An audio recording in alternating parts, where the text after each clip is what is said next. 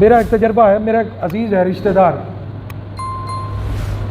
اس نے کسی کو اپنی زمین میں سے حصہ نہیں دیا، نہ پھوپھیوں کو، نہ اپنی بیٹیوں کو۔ اپنی زندگی میں اپنے بیٹوں کے نام زمین لگا دی کہ میرے بیٹوں کی جائیداد بن جائے۔ اس کو فوت ہوئے ابھی دوسرا ہی دن تھا، جائیداد اس کی اڑانا شروع کر دی، وہ جو بیٹوں کے لیے بنائی تھی، وہ بیٹوں نے سوری بیچ دی۔ اور ایک بیٹا بھی اللہ کے فضل سے کبھی فاتحہ نہیں پڑھتا۔ آپ ذرا اپنے گرد و نواح میں دیکھیں، یہی حال ہے سب کا۔ اس اولاد نے کبھی بھی کام نہیں آنا قیامت والے دن، اور نہ والدین نے آپ کے کام آنا ہے۔ والد عن والدہ ولا مولود ہوا جاز عن والدہ شیئا۔ نہ اس دن، قیامت والے دن، ماں باپ کوئی بدلہ دے گا، نہ اولاد کوئی بدلہ دے گی، نہ کوئی نیکی دے گی اس دن۔ ایک اور قرآن مجید کی سورہ 30ویں پارے میں انفطار، اس میں ہے کہ قیامت والے دن یہ اولاد واقف ہی نہیں بنے گی، ماں باپ واقف نہیں بنے گے، پہچاننے سے انکار کر دیں گے۔ اس دنیا میں عزیز ترین رشتے کون سے ہیں؟ سب سے بڑی ماں، قیامت والے دن واقف بھی نہیں بنے گی۔ اتنا سخت ترین دن ہوگا دوستو، موت کا تو پتہ ہی نہیں، بھروسہ نہیں۔ یہ ضروری نہیں ہے کہ بندہ بیمار ہوگا تو مرے گا، ایکسیڈنٹ ہوگا تو مرے گا، بھائی اللہ نے سب کچھ پہلے لکھ دیا، بیٹھے بیٹھے بندہ ختم۔ کئی ایسے دیکھیں، ہم نے اپنے والد صاحب کو دیکھا، صبح کی نماز پڑھائی، درس قرآن دیا، گھر میں گئے، ایسے 20-25 منٹ کے بعد اللہ کے پیارے ہو گئے، بیٹھے بیٹھے ختم۔ کوئی بھروسہ نہیں بھائی، لیکن تیاری نہیں ہے۔ جب تیاری نہیں ہے تو پھر آگے ہم کریں گے کیا؟ تو دوستو، دو باتیں یاد رکھ لیں، قیامت کی تیاری، قیامت کے دن کی تیاری پوری ہو جائے گی۔ دو باتیں یاد رکھ لیں۔ ایک، خوف خدا اپنے دل کے اندر لے آئیں، ہر وقت آپ کے دل کے اندر اللہ کا خوف ہونا چاہیے، اتقوا ربکم۔ اور دوسری بات کہ جو کام بھی کرنے لگیں، شادی ہے، خوشی ہے، غمی ہے، کوئی اور کام ہے، دنیا داری ہے، پہلے اس پر تھوڑا سا ایسے غور کر لیں کہ یہ حضور صلی اللہ علیہ وسلم کی سنت کے خلاف تو کام نہیں ہے۔ اگر تو وہ سنت کے خلاف ہے تو سمجھ لیں کہ نہ دنیا میں کوئی اچھائی ہے ہمارے لیے، نہ اور آخرت میں اچھائی ہے۔ سنت کا خیال کریں اور قرآن مجید فرقان حمید کو غور سے پڑھیں، سمجھیں اور اس پر عمل کرنے کی کوشش کریں۔ ان وعد اللہ حق، اللہ کا وعدہ سچا ہے، اللہ نے جو بات کہہ دی وہ ہو کر رہے گی۔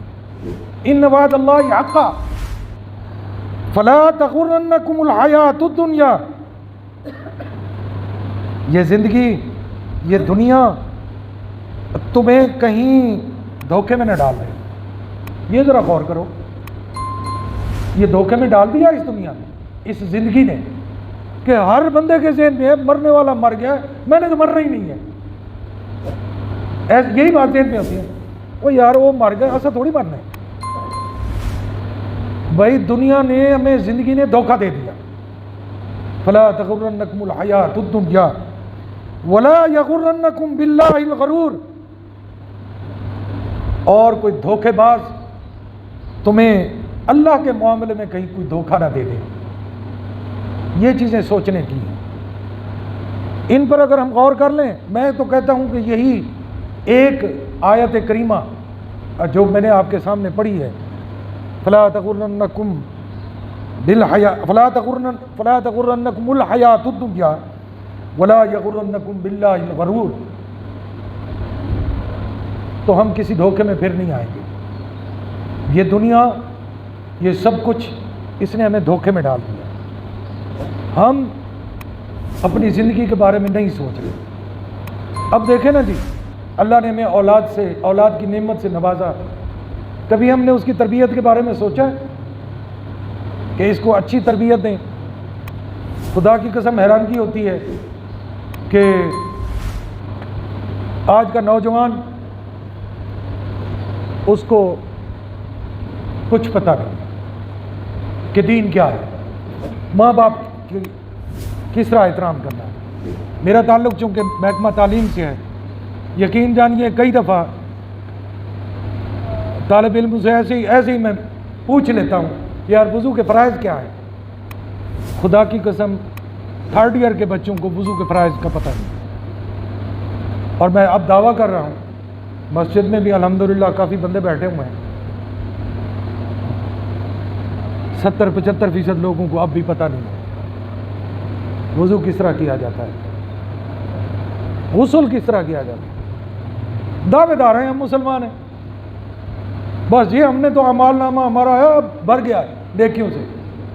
بھائی جب اعمال میزان میں ڈالے جائیں گے پھر پتہ چلے گا۔ تو محترم سامعین، اللہ رب العزت سے دعا ہے اللہ تبارک و تعالی آپ کو مجھے اچھے کام کرنے کی توفیق عطا فرمائے۔ اور یاد رکھیے ایک بات میں کہتا چلوں، یہ توفیق ایسے نہیں مل جائے گی جب تک ہمارے اندر جستجو نہ ہو۔ یار ہم نماز پڑھنا ہی نہیں چاہتے اور ہم رب سے کہیں اللہ ہمیں توفیق دے ہم نماز پڑھیں، مسجد میں نہیں آنا، توفیق رب سے توفیق مانگ رہے ہیں اور نہیں ملنی توفیق۔ بھئی جستجو تو کر، اٹھ تو صحیح، کوشش تو کر۔ جب تک بھائی قرآن کے نزدیک نہیں لگو گے تربیت نہیں ہوگی۔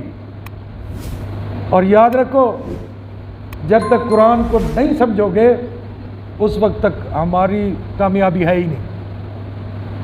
دوستو اب کوئی شخص یہ نہیں کہہ سکتا میرے پاس اللہ کا پیغام نہیں پہنچا، کم از کم اب کوئی شخص نہیں کہہ سکتا۔ آج کا دور انٹرنیٹ کا دور ہے، تحقیق کا دور ہے، ہر شخص کی جیب میں موبائل ہے، کھولیں اس کو، جو مسئلہ آپ نے دیکھنا ہے آپ کو گھر بیٹھے مل جائے گا۔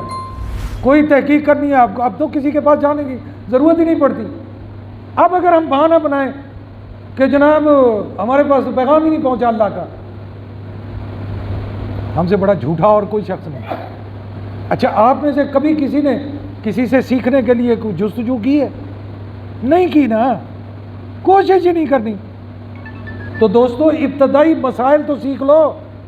میں تو آپ سے کئی دفعہ عرض کر چکا ہوں، سورۃ فاتحہ نماز میں ہر رکعت میں پڑھتے ہو اور آخری 10 صورتیں زبانی یاد کرو، چھوٹی چھوٹی صورتیں ہیں 2 لائنوں کی، اور ان کا ترجمہ یاد کرو تاکہ جب تم نماز میں پڑھ رہے ہو تمہیں پتہ تو ہو رب سے کیا بات کر رہے ہو، کیا کہہ رہے ہو۔